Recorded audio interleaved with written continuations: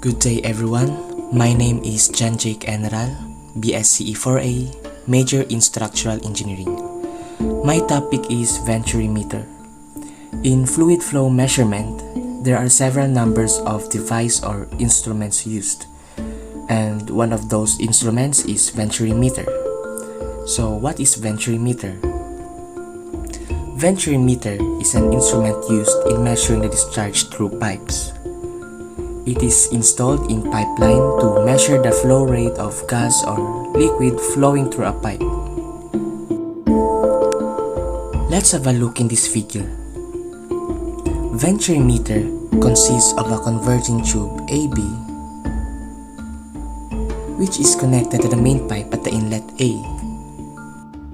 and ending in the cylindrical section BC, called the throat, and a diverging section CD, which is connected again to the main pipe at the outlet D.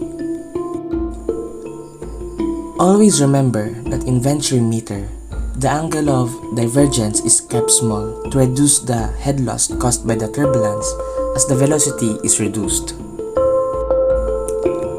Looking at the same figure in the previous slide, let's consider 2 points in the system.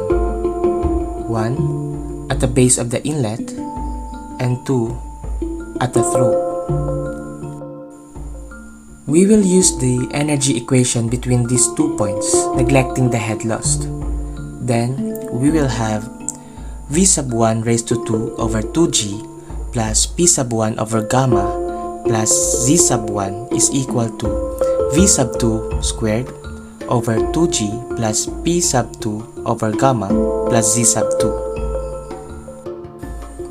If we rearrange the equation, we will have V sub 2 raised to 2 over 2g minus V sub 1 raised to 2 over 2g is equal to the quantity of P sub 1 over gamma plus Z sub 1 minus the quantity of P sub 2 over gamma plus Z sub 2. The left side of the equation is the kinetic energy, which shows an increase in value, while the right side of the equation is the potential energy, which shows a decrease on value. Therefore, neglecting the head loss, we will end up to the statement the increase in kinetic energy is equal to the decrease in potential energy. This statement is known as the VENTURI principle. The difference in pressure between the inlet and the throat is commonly measured by means of a differential manometer connecting the inlet and throat. If the elevations and the difference in pressure between 1 and 2 are known, the discharge can be solved. The theoretical or ideal discharge can be found once V sub 1 or V sub 2 is known. The actual discharge is computed by multiplying the theoretical value by the coefficient of discharge or meter coefficient C. Note that if we neglect the head loss in our energy equation, the values we get are known as theoretical or ideal values, such as the theoretical velocity and theoretical discharge. When we are considering the head loss, we get the actual values like actual velocity and actual discharge.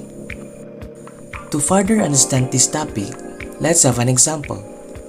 Example number 1. A horizontal 150 mm diameter pipe gradually reduces its section to 50 mm diameter, subsequently enlarging it to 150 mm section.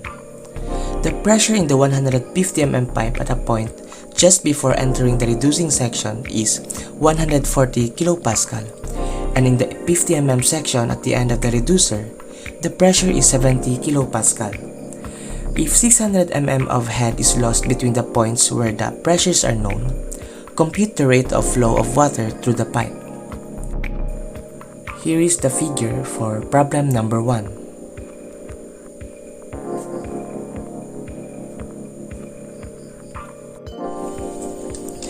For problem number 1, the figure shows that in point 1, it has a diameter of 150 mm and a pressure of 140 kPa, while in point 2, it has a diameter of 50 mm and a pressure of 70 kilopascal. Note that the ideal discharge is equal to the discharge at point 1 and discharge at point 2. For the solution, we're going to use the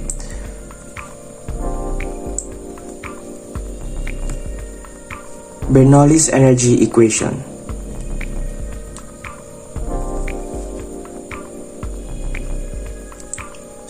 So the energy between the points 1 and 2 is E sub 1 minus head loss is equal to E sub 2.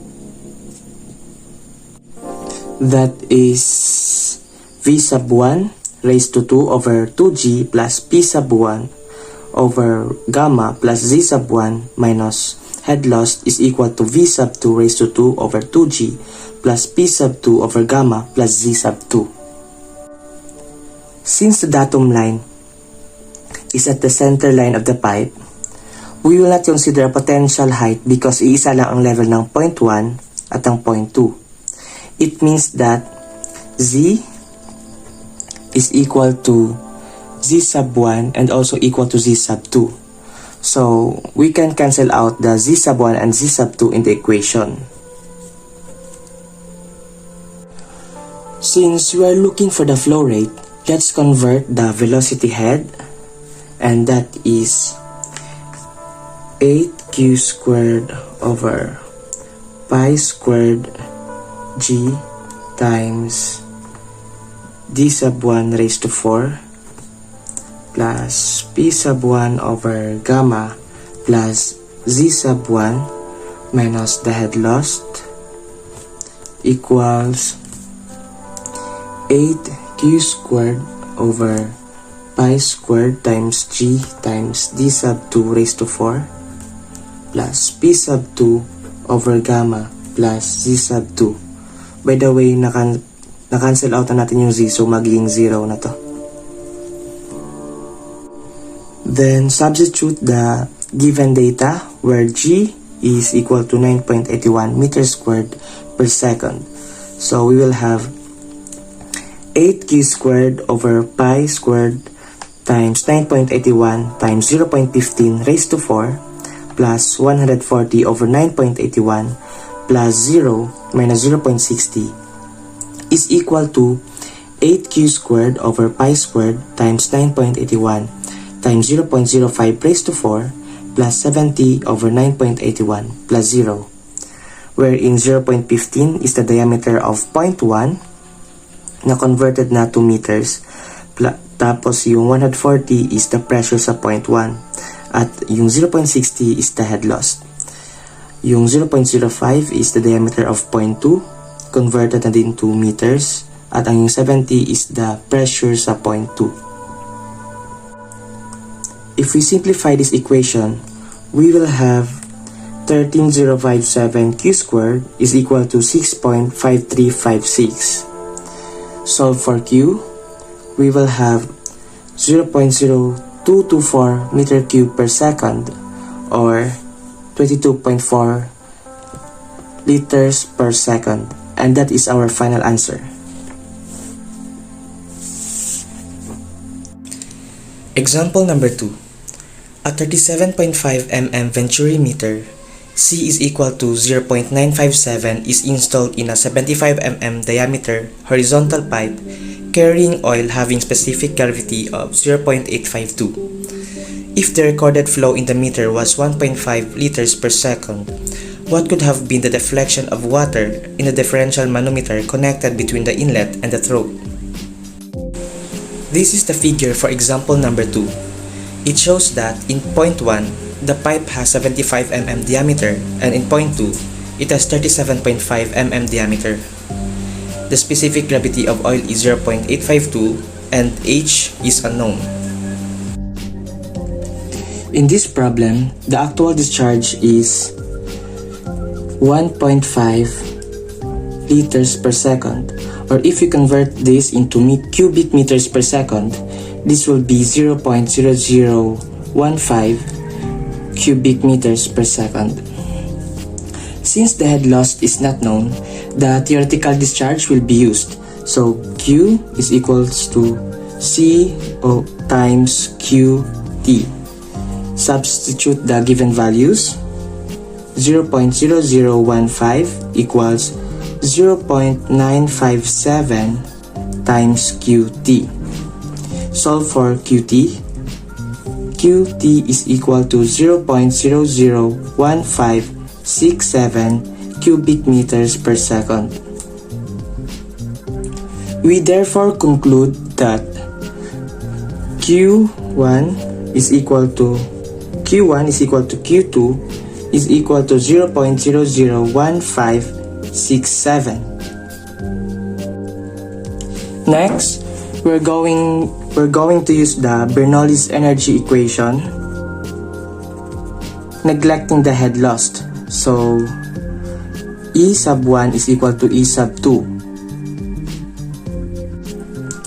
and that is V sub 1 raised to 2 over 2G plus P sub 1 over gamma plus Z sub 1 is equal to V sub 2 raised to 2 over 2G plus P sub 2 over gamma plus Z sub 2.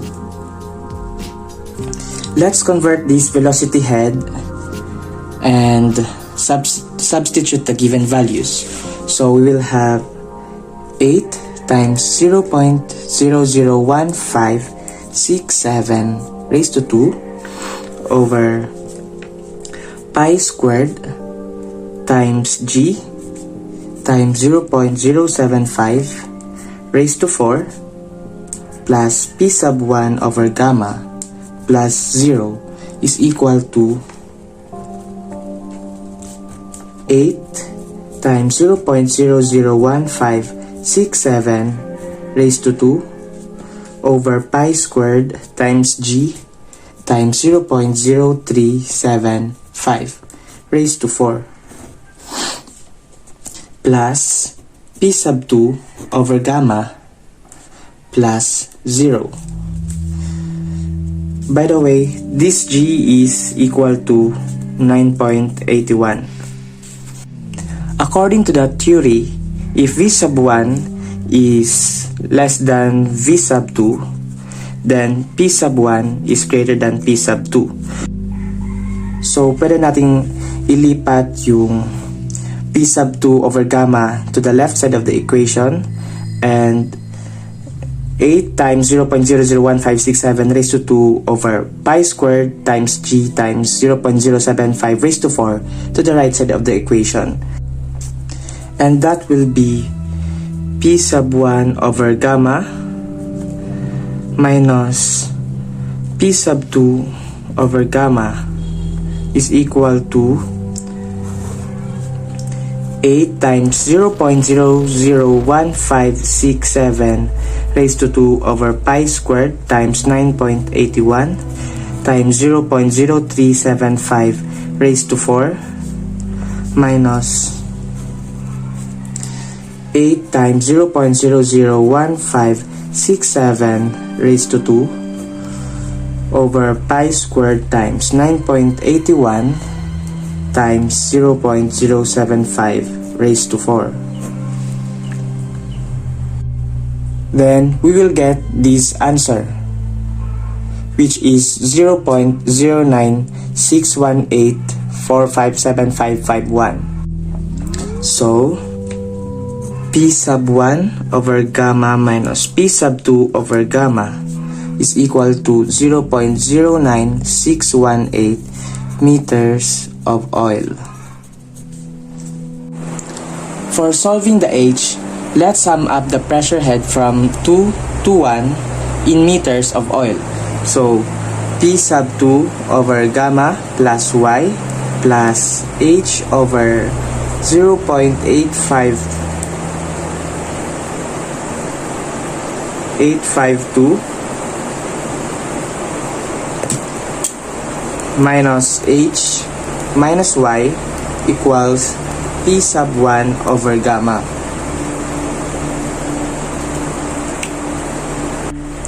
ilipat natin yung p sub 2 over gamma sa right side of the equation and cancel this positive y and negative y and subtract 1 over 0.852 minus 1. Then we will have 0.1737h equals p sub 1 over gamma minus p sub 2 over gamma. Kanina, we already solved p sub 1 over gamma minus p sub 2 over gamma, which is 0.09618.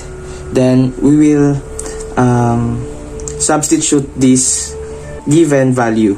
So 0.1737h is equal to 0.09618, and solve for h, we will have 0.554 meters, or convert to millimeters, we'll have 554 millimeters, and that is our final answer.